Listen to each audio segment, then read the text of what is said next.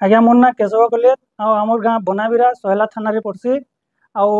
मुई मोर झील संगे आसीलु इटा कलेक्टर ऑफिस रे आउ इठानु जाकरी जाऊँ मोर झील 5 क्लास पाठ पढ़ुला आज्ञा गोटे प्राइवेट स्कूल रे आउ से आदर्श ओडिशा आदर्श परीक्षा रे पास होइछे आउ सीट भी पाइछे किंतु यहाँ जिने आदर्श स्कूल के गला बेल के से स्कूल रे नाना डॉक्यूमेंट आनो सेटा आनो बोलिकी हमको हैरान करछन आज्ञा मोर झील परीक्षा देला बेल के आज्ञा से किछि जिनसर नै मागे मोर झील के सरकार एडमिट कार्ड देइछे परीक्षा करवार लगी सेंटर हॉल देइछे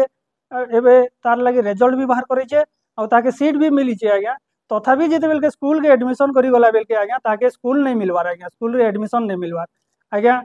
मोर झील संगे संगे से स्कूल रे जेन स्कूल रे आहुरी अनेक छुआ माने अछन आज्ञा आज ई छुआर भविष्य अंधार हेबार के जाउछे आ अनेक छुआ मानकर भविष्य अंधार हेबार के जाउछे इथिर लगे आज्ञा मुई आपण मान को अनुरोध करूछे ए जिनिसटा के केंदा करी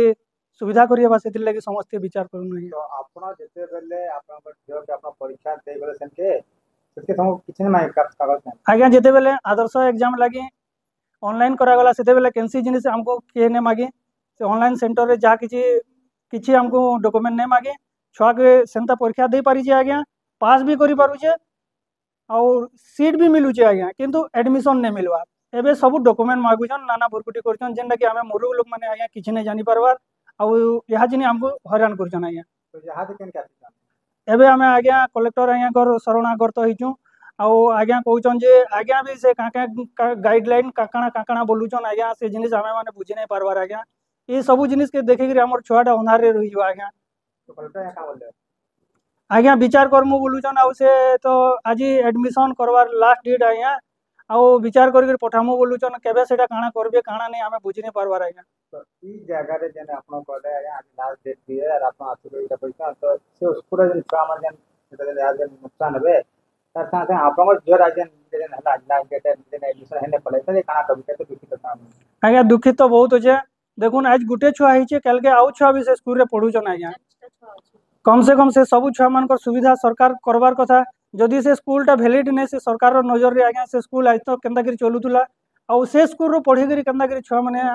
आके जीवे स्कूल के जदि वैलिड नै से बंद करा जाऊ और जदि वैलिड अच्छे बेले आज हमर छुआ मान को आके पढ़वा लगे सुयोग दिया जाऊ आज्ञा स्कूल रो ना होचे दिव्य जीवन शिशु विद्या मंदिर बनाबिरा आज्ञा मालिक होजन रत्नाकर साहू जे के बलांगीर रो दाबी कहां छै आपण मुख्यतः कहां को दाबी काना छै आज्ञा मोर छुआ पाठ पढ़ी करी से परीक्षा रे पास करी छै आज्ञा जेन दिन लगी से योग्य है छै आज्ञा से स्कूलटा ताके मिलु आज्ञा